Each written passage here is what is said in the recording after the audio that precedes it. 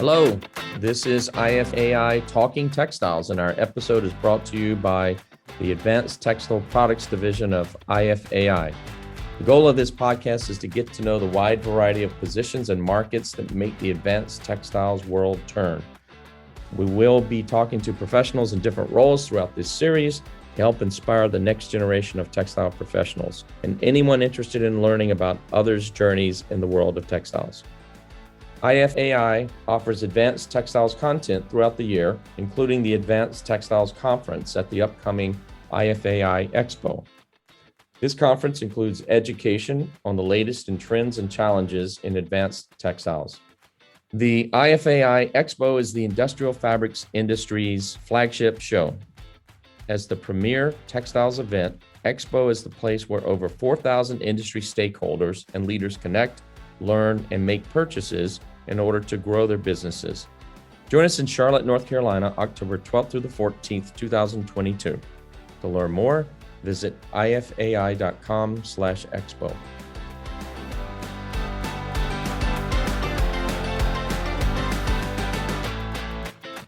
Welcome, everyone.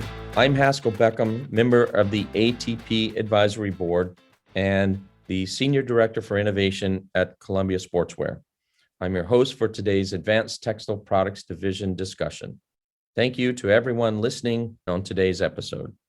Today, we are interviewing Colin Touhey, co-founder and CEO of Pvilion, a company whose mission is to integrate solar cells with fabrics and build fabric products that generate electricity. Colin is an electrical engineer specializing in renewable energy technology. Colin, welcome to the IFAI Talking Textiles podcast. How are you? I'm good. It's snowy and rainy in New York, so this is a good time to talk on the air. You and I have known each other professionally through IFAI for a couple of years now, and I've always been really interested in you and your company and what you guys do. So I'm actually excited to ask you a few questions about it this morning. Why don't we start out by you telling us your current title, tell us a little bit about your company, then we'll get into your background.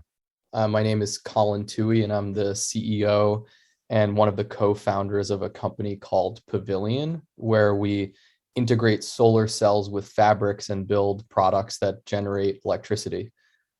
That's incredible. Is this the only company you've worked for or been CEO of, or do you have a history there that you can share with us?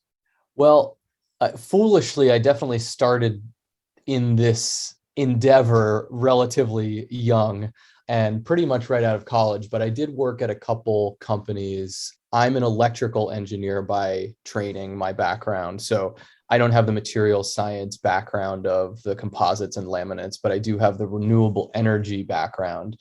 And, I'd say I batted for the cycle where I've worked in solar, wind, hydro, all sorts of different renewable energies, and coincidentally stumbled upon the idea that solar cells as a fundamental material are not as thick and heavy and bulky as one may think, because the majority of them are laminated into glass with a metal frame and bolted onto a rooftop.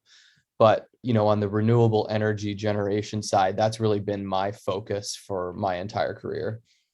And that started in school or even before then, or right after school? So my partners come from the fabric and fabric structures design, engineering, and manufacturing world. So my renewable energy background came from electrical engineering in school, yes. And then I worked at a couple companies after school that were focused on renewable energy generation on the technology side, electrical engineering. And the sort of fundamental concept was really developed by my partners prior to me joining, a decade prior to me joining, very early R&D with the Department of Defense in integrating solar cells with fabric. So in fact, it's a funny story. They do a lot of architecture projects and custom work in fabric structures, and they designed and built a tent, which was a pavilion for an outdoor exhibit at the Smithsonian, which was the future of energy. And so really it was just a cool museum exhibit that launched this whole thing. And the idea was it was a little tent where a museum exhibit sat. And they said, well, wouldn't it be fun if we integrated solar cells into this tent? And they didn't really see that it would lead down a 25-year rabbit hole. But very quickly, the Army saw that tent and said, wait a minute, we need power. We have a lot of tents. Why don't we advance this? And so it really was R&D, pure R&D for the first decade. And then the second decade, which is kind of where we're wrapping up to a certain extent, has really been in the product development. So how do we take the TRL 1, 2, 3 technology readiness level, that is, and bring it to market in a real way where people are willing to buy it, pay money for it. We can put a warranty on it. We can put our name on it and feel comfortable with real brands and national and international distribution. So that's really the shift we've been making as a company, is from a cool R&D project in a lab, in a garage, and in a university, to launching and really growing real markets for this stuff. That is incredible. So it sounds like your interest in renewable energy in general ultimately led to you to where you are now at Pvilion. Is that correct to say? Yeah.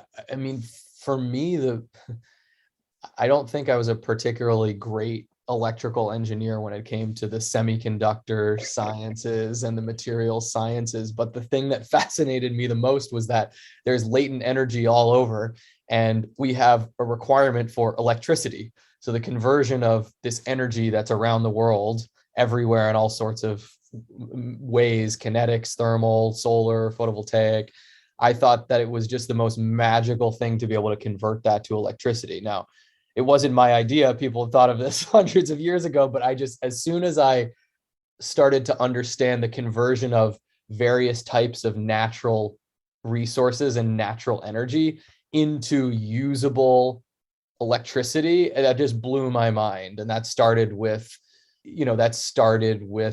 generators and Tesla and Edison. And that was kind of my first obsession, where I said, electrical engineering on the semiconductors and computing side is not for me, but the electricity generation side is so magical. I mean, I really just thought it was magical. And I said, this is what I want to do. That's awesome, man. I can just tell by your voice here, you really love this field. Yeah, I really do love it. And I think that it's necessary right now. I mean, we're at a point in the world where we need to capture energy from alternative sources. And that's what our mission is. As a human being, it's important to me. As a company, it's important to our mission. Yeah. And it's important to step back and realize that you are accomplishing these goals and you are advancing these missions. Can you maybe tell us a little bit more about your company and the kinds of roles that exist there? For example, if a student was interested in joining your company or a company like yours, I assume not everyone there has a background in electrical engineering like you have. Yeah, that's a great question. We have a lot of engineers, mechanical engineers, electrical engineers, but then we also have product designers and architects. So we really blend the engineering side with the architecture and design side. And when we have mechanical engineers designing something, there has to be a functional industrial design aesthetic element to it. And when we have an architect or a designer, an industrial designer designing something, there has to be a practical, real world manufacturable element to it. So I would argue that our engineers are very design oriented and our designers are very engineering oriented. And so there's a good overlap and a good teamwork there. Nice. What level of education are we talking about? We're talking high school, associate's degree, college, graduate degree, all the above? I would say we're usually looking for bachelor's of science kind of graduates. Master's degrees are good, but not necessary. On the research side, we don't have any in-house material scientists or PhD level researchers. When we're doing that work, which we do advance, we work with universities, we work with partners. So we don't have any of the materials research and the real hardcore R&D work in-house. We do our own R&D, but it's not PhD level research. I got you. Is it correct to say that you guys are really doing integration work of components to put final products in the hands of the people who come to you and need structures with solar cells? Or I think that's a good way of putting it. That being said, we push our supply chain and our manufacturing facilities and partners to advance the R&D. And so while we may not be doing that day-to-day in-house, which we are to a certain extent, we're really pushing what we need and what we want. And then when we develop something, it's our IP, right? So we develop some new advancement, we push other people to really go for it, go for it. This is what we want. This is what we want. And then we're the ones who get to use it, because we've paid for it and we've advanced it and we've manufactured it. Yeah. Very nice. Very cool. Can you give a specific example of an installation or a final product that you guys have put together that someone may know about or someone can look at? Yeah, well, you're calling in from the consumer products world. So I'll give you a good example of a consumer product that we worked on. We worked with Tommy Hilfiger on a number of products, but one in particular was a women's clutch, and it was a purse, and it was made out of a synthetic leather material. So I believe that Tommy Hilfiger PVH is no longer using leather, so they're using synthetic materials. And these synthetic materials are effectively pressed and laminated plastic. And the idea was, is there an opportunity to integrate solar cells into these materials? Because what we're building on the solar side is taking solar cells, building composites that have fabric on the back, film on the top, adhesives in the middle. It's actually pretty darn similar to the synthetic leathers that are being made. So what we did was we developed a manufacturing process and a product that actually could get the texture of leather with the transparency of a solar cell so that it would be hit by the sun and still generate electricity. The material was a dark blue. Coincidentally, Tommy Hilfiger was a great fit. And so we had the dark blue cells embedded in a textured leather material. You couldn't even tell that it was a solar cell. And that, when you unzip the clutch, it's, could fit a phone and your wallet inside. It has a USB port, and that USB port connects into a little battery that's in there, and you can charge your phone. So it really was a wonderful product, a wonderful partnership, and a great way of advancing technology. That is awesome and a great example. I love that. Really exciting for sure. What would you say is the best part of your job? Well, the best part is probably also the worst part. And I mean that in the sense that I get to do a lot of different things in a day. Yeah. I field a call from a random customer who found my personal number somewhere and has an urgent request for a crazy idea, and they're building a yacht in South Africa, and they want canopies that will power the lighting on the deck. And all of a sudden you get into this immersive project of understanding marine design and yacht architecture and fiberglass and composites and what the marine world would need and how does it go up and come down in a storm. And you just go down this rabbit hole of a particular project. And then I zoom out and I get a call from a master sergeant who's based in somewhere overseas, who has an issue with the solar product that we've delivered that is a tent integrated with air conditioning and heating and cooling system. And then all of a sudden I get to be immersed in this wonderful, defense, humanitarian relief, contingency response world, talking a different language. It's like, I'm not bilingual, but I have to speak so many different languages to so many different customers and suppliers in any given day that I almost feel like an interpreter from the UN, where I'm just translating tents to defense to architecture to consumer products, and there are different languages that you have to speak. And so what I love about my job is that I get to do a little bit of all of those things every day. And I would say the downside is that your brain is fried at the end of the day, because you just don't even, I'll end today, we're halfway through, and I don't even I couldn't even tell you what I did today. Someone, I go to dinner tonight, talk to some friends, and they go, "Oh, how was today?" And I think, I have no idea. I don't even know what I did all day. And I did about 100 different things.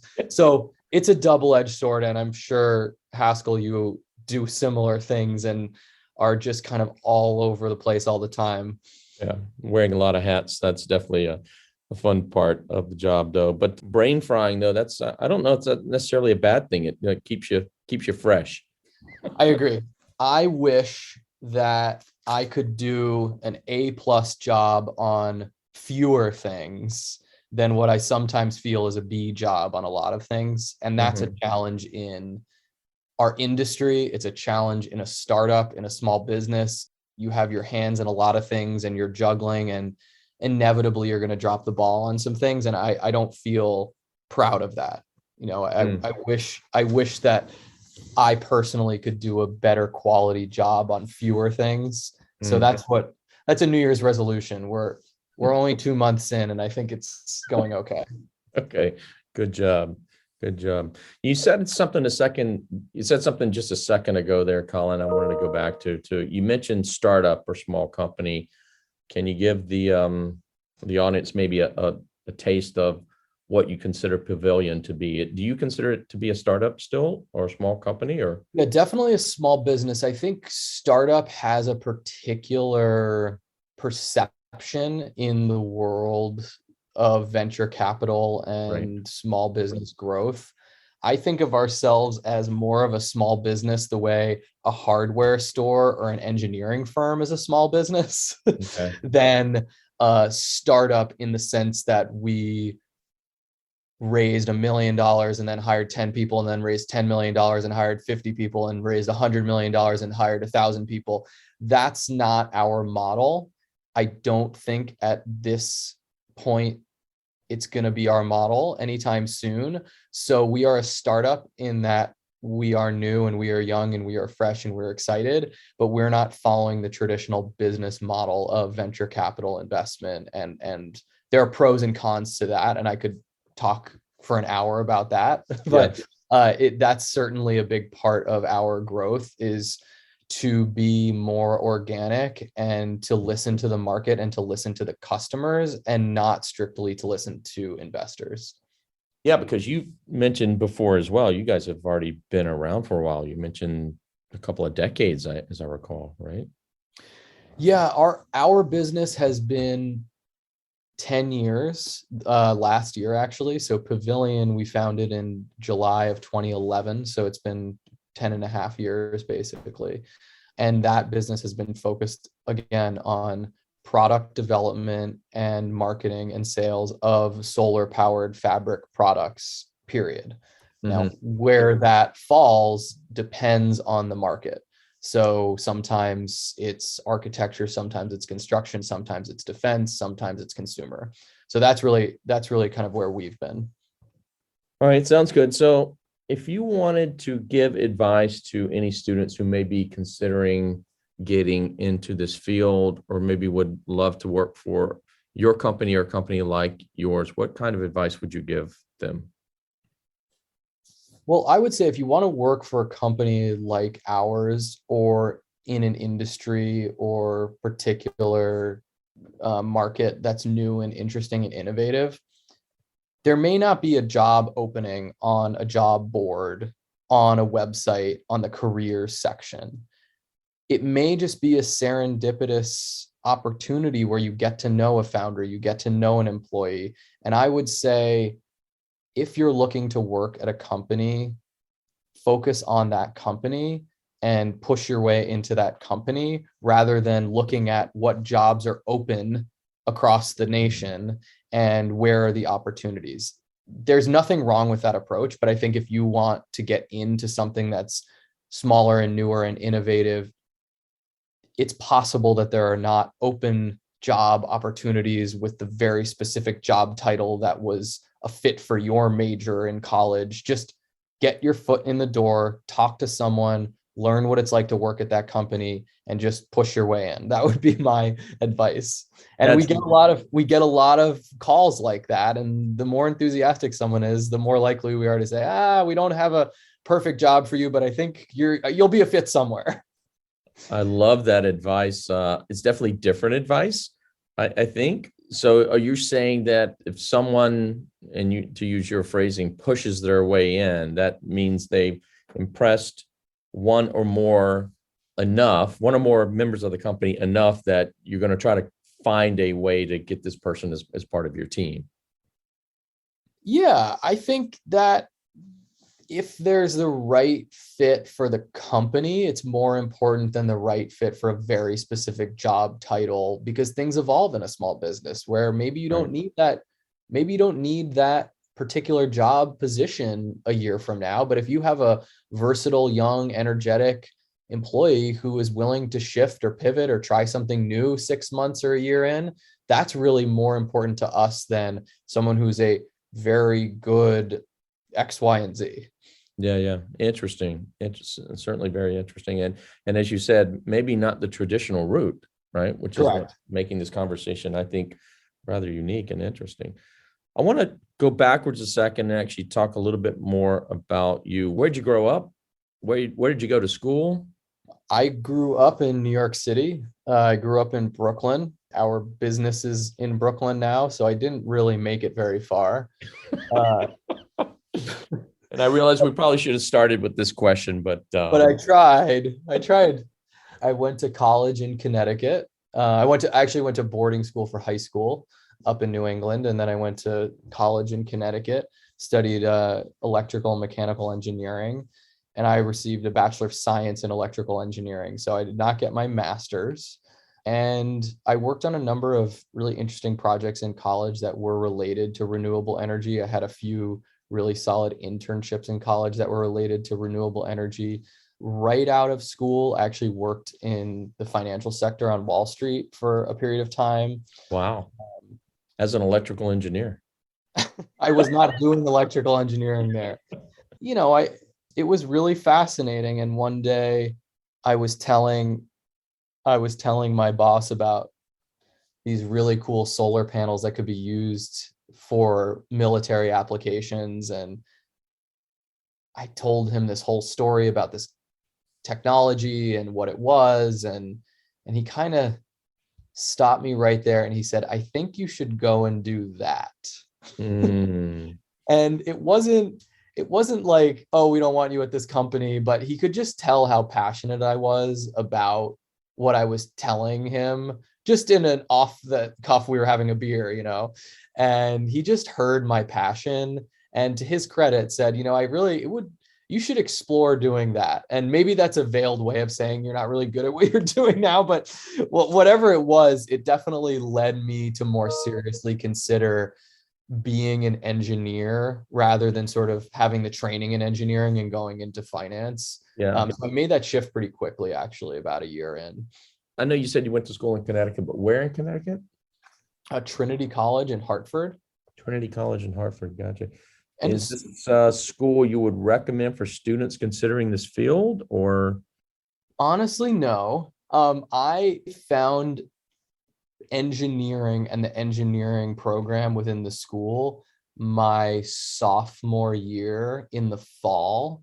And if I had known earlier that I wanted to study engineering, I would have more than likely gone to a larger engineering school. So I think there are some pros and cons. I mean, I minored in religion and got a very interesting liberal arts education. I didn't know what I wanted to do freshman year. And so I think it was important for me to explore lots of different things.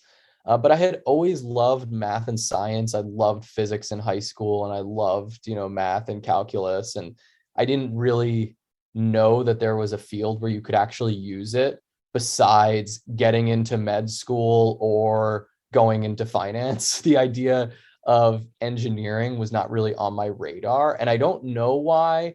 Maybe that was just culturally where I went to high school. That wasn't part of the dialogue, but I wish it had been. But that being said, I also am happy that I didn't pigeonhole myself at the age of 17 to say, oh yeah, I definitely want to do this for the rest of my life. And I kind of spent a few years trying to figure it out. And it's certainly evolved. I would say day to day, I see engineering problems, but I'm not a pure engineer. I mean, I'm running the business here. So I'm not doing electrical calcs on a solar panel. That being said, I see them day to day and I like messing around with them, and I can do them on the back of an envelope. And that's part of what I have to do in sales meetings and with customers, but I'm not sitting down being an electrical engineer every day. Gotcha. But as you said, in a small company or small business like yours, and you wear a lot of hats, you get to see it and get involved. I suspect to the extent that you would like to. Yeah, I would say sometimes I get sucked into the vortex.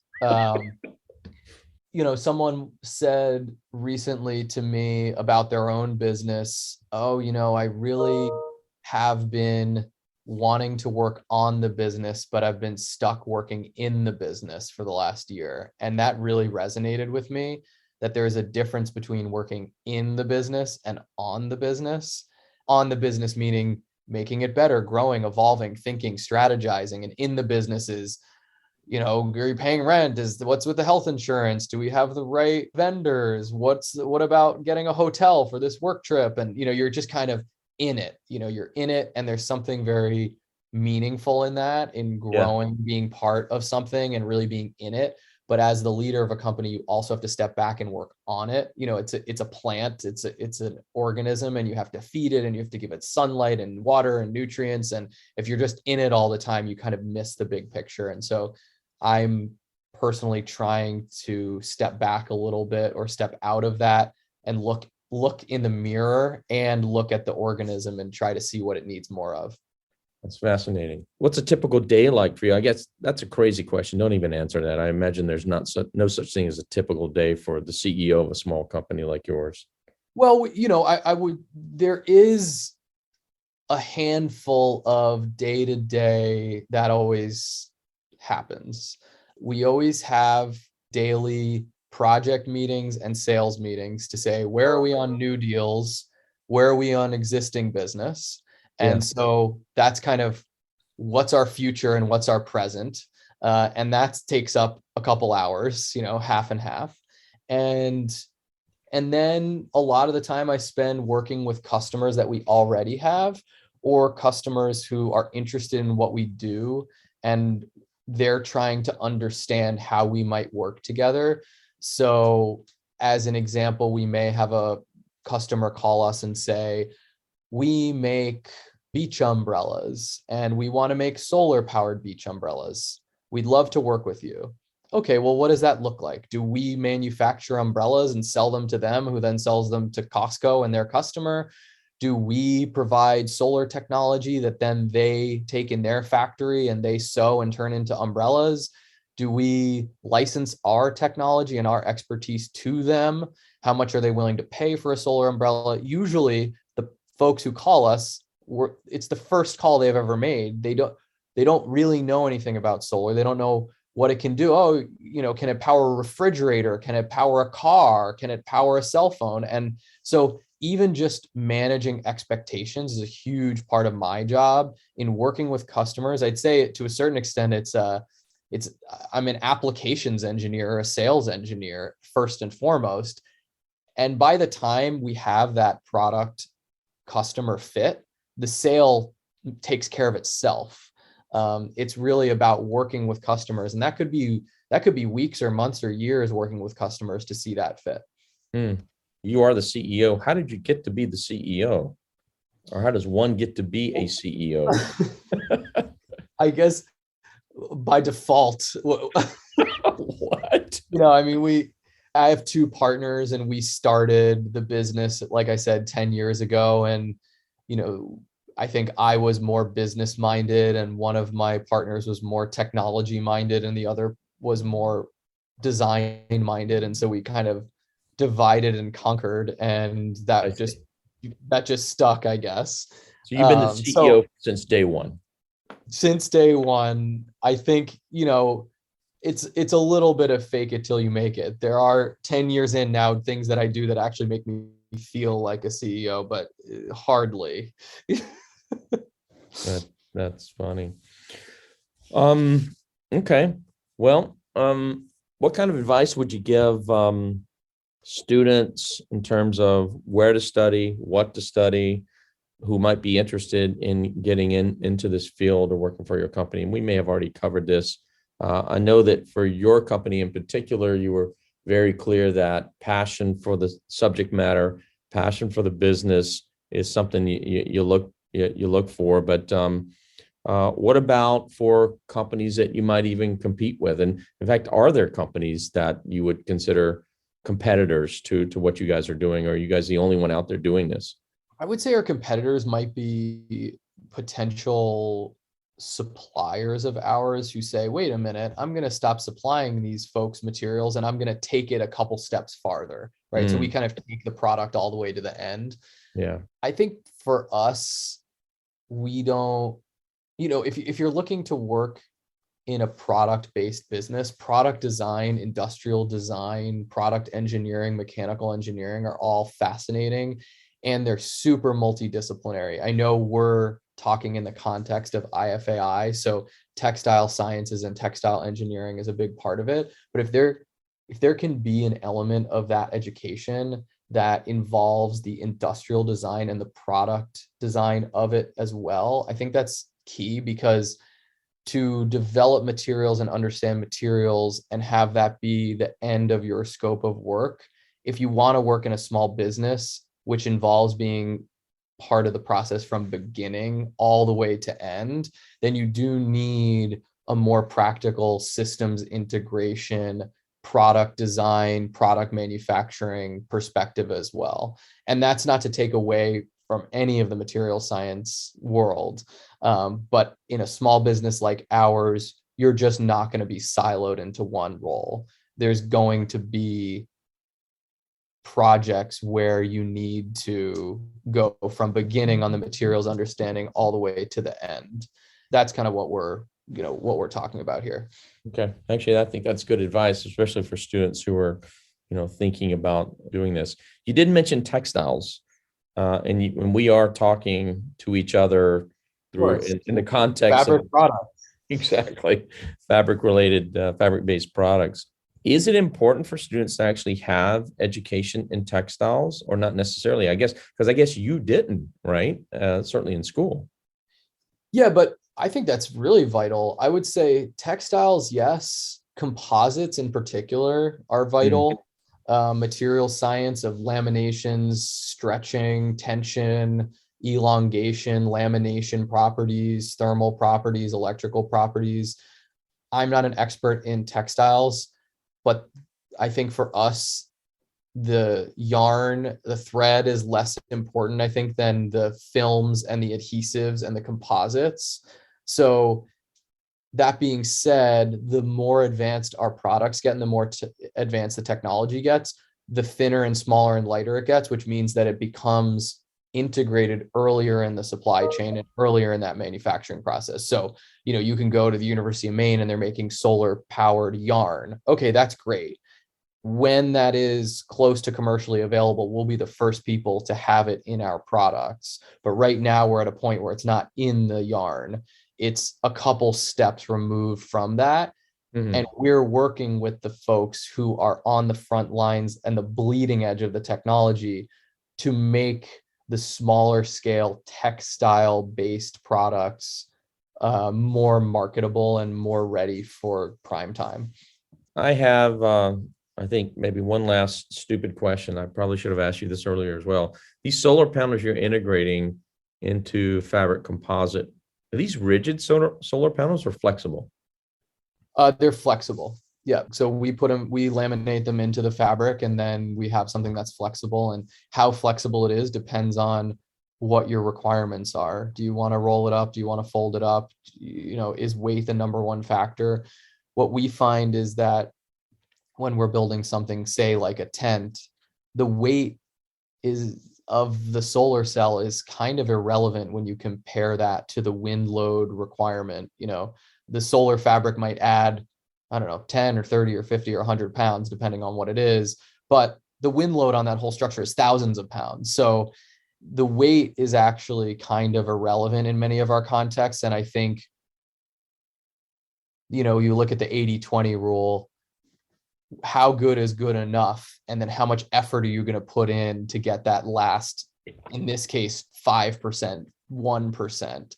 And there are really wonderful, very smart folks who are trying to get 0.1% of weight reduced out of this. I don't really want to spend $10 million to do that.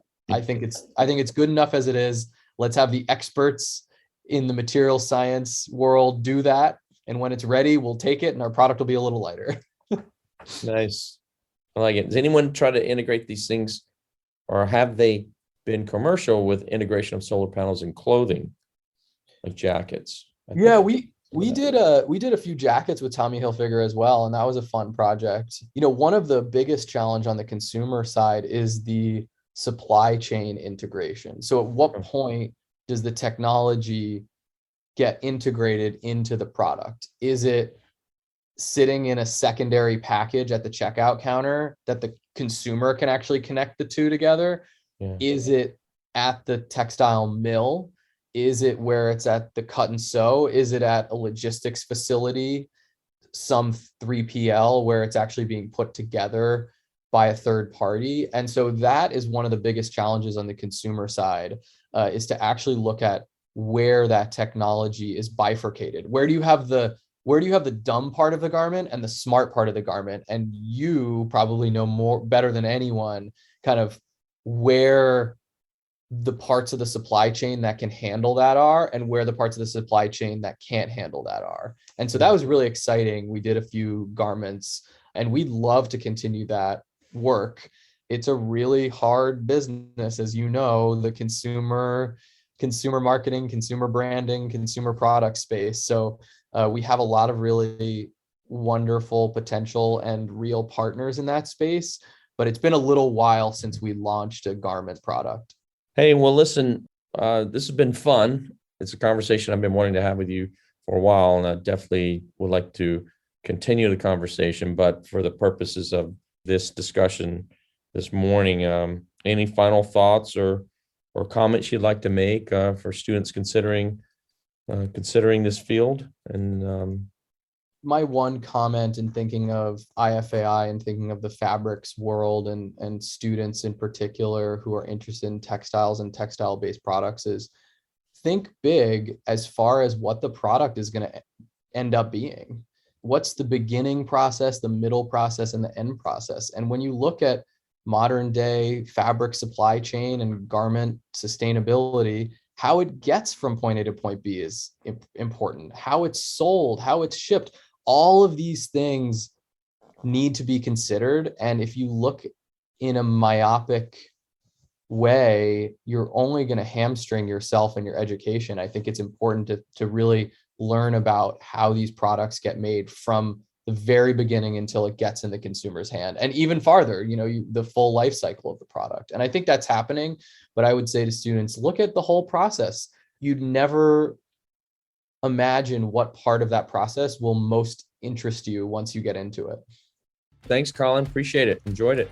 Yeah, thank you, Haskell. And thanks, IFAI. This is so exciting. I'm glad we're doing this. Thank you for joining us for this episode of IFAI Talking Textiles, brought to you by the Advanced Textile Products Division of IFAI. IFAI is a not-for-profit association representing the international specialty fabrics marketplace. Learn more about events, workshops, and webinars IFAI hosts throughout the year at ifai.com/events.